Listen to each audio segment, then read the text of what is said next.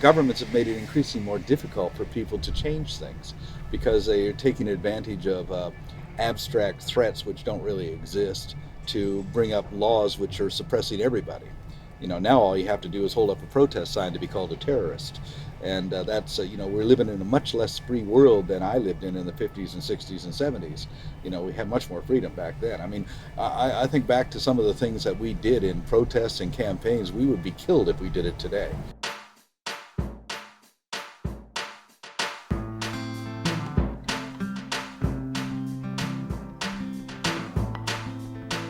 What comes to mind first is uncertainty, that we really don't know what the future is going to be. And the young generation today is probably the first generation in a long time that really has a very uncertain future, because the world's changing and changing very quickly, and especially in what's happening in our oceans. So there's a lot of challenges. Many, many years ago, back in 1975, I had an encounter in the North Pacific with a sperm whale. The whale could have taken my life, chose not to do so, and that made me think very deeply about what it was we're doing. It was a dying whale, and I saw him fall back and slide back into the sea rather than come forward and crush us. I said to myself, why are we killing these whales? And the Russians didn't eat whale meat. They kill whales for sperm and spermaceti oil, which is used as a high heat resistant lubricating oil for machinery. And one of the things it was most valuable for was the construction of intercontinental ballistic missiles. I said, here we are destroying this incredibly intelligent, socially complex, self-aware, sentient being for the purpose of making a weapon meant for the mass extermination of human beings. And it just struck me, we're insane. Our whole damn species is insane. And from that moment on, I just said, I'm not here for us, I'm here for them.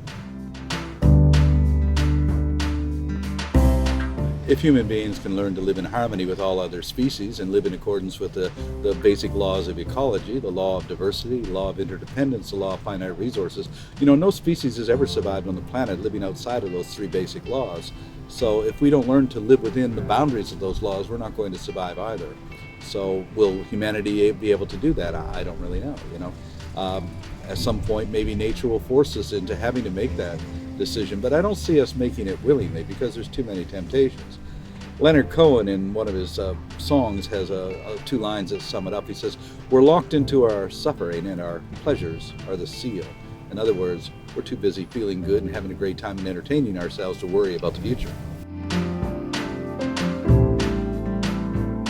My contribution in my crew in that is to save lives and to buy time, to protect habitats, so we can measure our success in the number of lives saved, the number of illegal operations that we shut down, and so we've been pretty successful in doing that. So I think that's the best thing that we can do right now, but also to encourage people to understand that each and every one of us can make a difference, and we just have to use our individuals' talents and skills and harness that to passion, imagination, and courage, and we can make a difference. But I see more and more of that being done. You can't depend upon governments or big organizations to change things. They never have, they never will. They usually cause the problems. Almost all social revolutions throughout history have been championed by individuals or small groups of individuals. Slavery wasn't ended by governments, it was ended by people like Wilberforce and Douglass.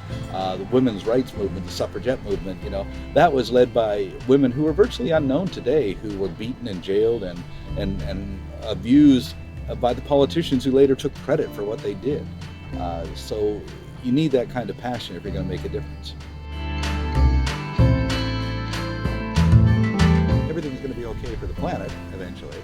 Will it be okay for humanity? Well, that's up to us, whether collectively we're going to make those significant changes.